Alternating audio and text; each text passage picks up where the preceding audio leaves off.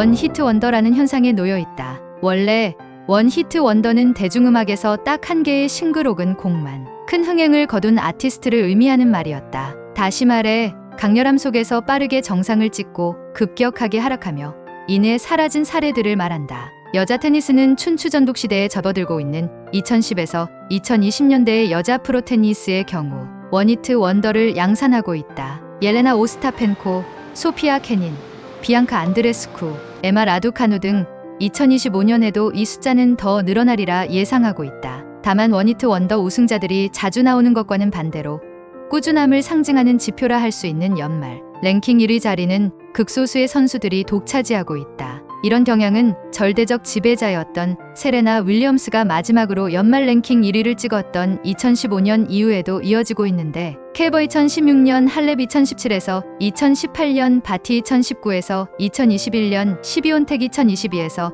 2023년에 이르기까지 8년간 4명밖에 되지 않는다. 단 한 번의 메이저 대회 우승 후 급격히 사라지거나 순위에서 밀려나 있는 선수들이 많아지고 있다. 대표적으로 옐레나 오스타펜코라는 라트비아 출신으로 177cm로 2017년 프랑스 오픈에서 깜짝 우승을 했다. 전형적인 닥공, 닥치고 공격 스타일이다. 상대의 빈 곳을 찔러 넣는다. 이렇게 극단적으로 공격적인 스타일이 다 그렇듯이 잘 풀리는 날에는 언터처블하지만 안 풀리는 날에는 에러머신으로 전락한다. 때문에 대회 중에 톱10 이내 우승 후보들을 이기더라도 상대적으로 랭킹이 낮은 선수에게 어이없게 덜미를 잡히는 일 역시 허다하다. 문제는 이런 기복이 대회 및 경기 간격은 물론이고 경기 중에도 나타나서 1세트에 6대0으로 이기고 2세트를 0대6으로 내주는 경우도 있다. 결국 오스타펜코가 2017년 프랑스 오픈을 우승한 이후 빅타이틀 우승이 없는 가장 큰 이유가 기복 문제라고 볼 수 있다. 소피아 케닌 러시아 출신 미국기와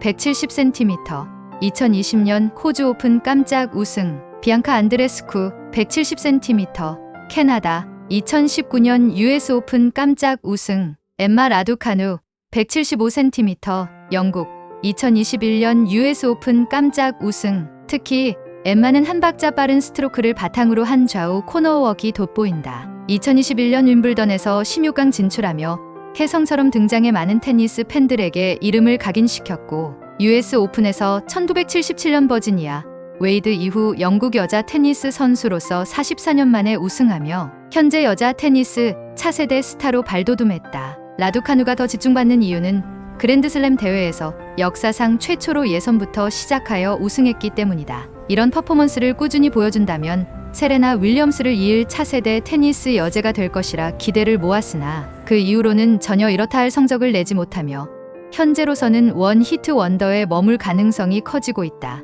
남자 선수로는 후안 마르틴 델 포트로가 있다. 빅4가 점령 중인 2000년대 중후반 2010년대의 남자 단식 테니스계에서 빅4를 제외하고 그랜드슬램 대회 남자 단식을 우승한 3명 중 하나이자 21세기 남미 최고의 테니스 선수 중 한 명으로 평가받는다. 2009년 US 오픈 남자 단식을 우승한 이후 로저 페더러는 본인의 시대가 가면 델 포트로가 테니스계를 점령할 거라는 인터뷰를 남긴 적이 있다. 델 포트로는 무려 97kg에 달하는 거 아니다. 이런 근육질인 몸이 위협적인 포핸드를 만들어냈다. 하지만 단 한 번의 메이저 우승 후 급격하게 하락과 함께 부상으로 고전 끝에 은퇴를 하고 만다. 도미니크 팀 1990년대 출생 선수 최초로 그랜드슬램에서 우승을 달성하며 통산 348승 213패로 단식 우승 7번 2020 US 오픈 우승을 차지한 팀은 2018년과 2019년 2년 연속 프랑스 오픈 결승에 올라 주목을 받았다. 그는 한때 세계 랭킹 3위까지 오르며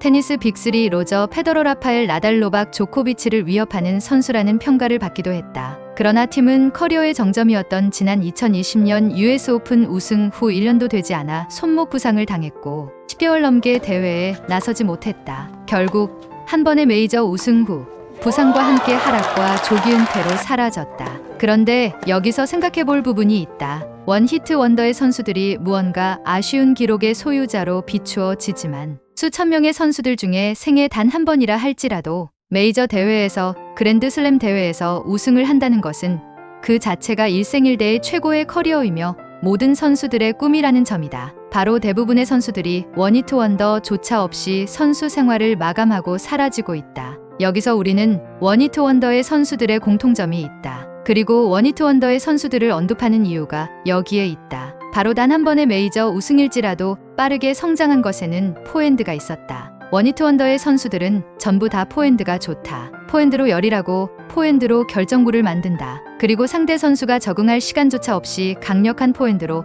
정신없이 밀어붙이는 패턴들이었다. 이번 2025년 호주 오픈에서도 여자 우승자인 매디슨 키스는 강력한 포핸드로 정신없이 밀어붙여 강한 테니스를 무기로 하는 리바키나 시비옹택, 사발렌카를 제치고 14년 만에 깜짝 우승을 생애 첫 그랜드 슬램에 우승을 했다. 닥치고 공격으로 극단적인 포핸드로 열일을 했다. 자, 그럼 우리도 닥치고 극단적인 포핸드를 갈고 닦아야 하는 이유가 생긴 거다. 결국 응호인도 결론은 포핸드이다. 일전에 테린이나 2년 미만자에게 무조건 70% 이상 포핸드에 집중하라고 했다. 빠르게 성장하고 중도 포기 없이 가는 방법이라고 했다. 포핸드에 집착하고 집중해볼 방법은 무엇일까? 게임 중에 포핸드의 포지션이 가장 편해져야 한다. 가장 실수가 없이 페이스를 조절하고 스스로 무너지는 일은 없이 랠리를 이어갈 수 있다. 강한 포핸드, 부드러운 포핸드, 탑스핀 포핸드, 플랫 포핸드. 그중 강한 포핸드는 결정구로 위닝샷이 될 가능성이 가장 높다. 대부분 원히트 원더로 깜짝 메이저 우승으로 이벤트성 인기를 얻은 선수들은 포핸드가 강하다. 대표적으로 델포트로,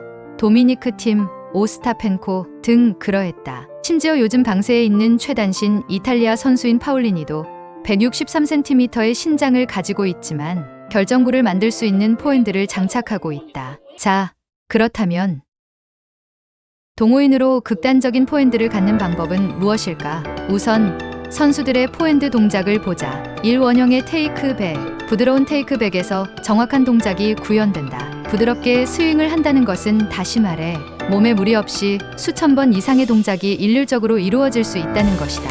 2년 미만자는 원형에 집중하고 하다 보면 자신만의 테이크백의 모양이 만들어진다. 이 몸통이 수직으로 바로 서 있어야 한다. 참왼쪽 어깨가 정면을 바라본 상태에서 스윙이 시작되어야 한다. 자연스러운 몸통 회전과 점핑 동작이 같이 이루어져야 한다. 1에서 4 동작이 필수이며 이 동작 속에서 미세하게 조정하며 다양한 포핸드를 만들어 가야 한다. 플랫, 탑스핀, 부드럽게, 강하게. 우선 서브존에서 웜업 겸 정확한 동작을 점검하듯 1에서 4의 동작을 한다. 아주 천천히 그리고 네트 2배 높이로 한다. 충분히 서브존에서 연습을 하고 다음 풀코트에서 다시 1에서 4의 동작을 해야 한다. 만약 서브존에서 1에서 4의 동작이 되지 않는다면 더 많이 비중을 두고 서브존 연습을 해야 한다. 좀 재미가 없더라도 서브존 비중을 많이 두고 연습을 3개월 이상만 한다면 극단적인 포핸드를 가질 수 있는 초입에 들어서게 될 것이다. 3개월만이라도 벽치기, 수건 돌리기 등으로 1에서 4의 동작들을 필수로 포핸드에 집중을 해보자. 우리도 극단적인 포핸드로 닥치고 공격이 될 것이다. 오늘도 닥공으로 구독 날려주시고요. 디그앤디그